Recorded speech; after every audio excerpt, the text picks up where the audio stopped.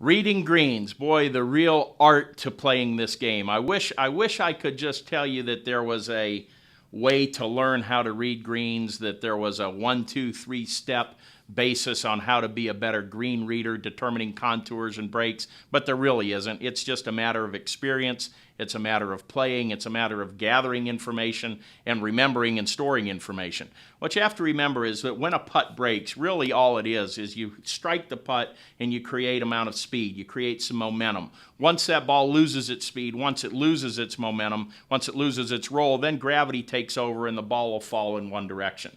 Really what you need to do is it's a matter of trying to determine the contours and the pitches on the green. What I like to do is I like to walk onto the green, and I think here's where walkers have an advantage. I like to walk onto the green, sort of get a general idea of the contour of the putting surface.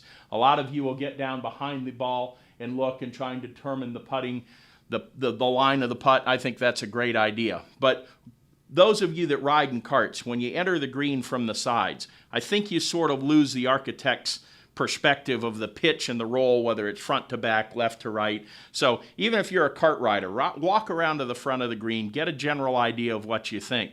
Then what I like to do is I like to really read my putts when I'm standing over the ball, and I'll get more into that next week. But reading greens is really nothing more than an art form, trying to determine what's gravity going to do once the ball loses its pace, once it loses its speed.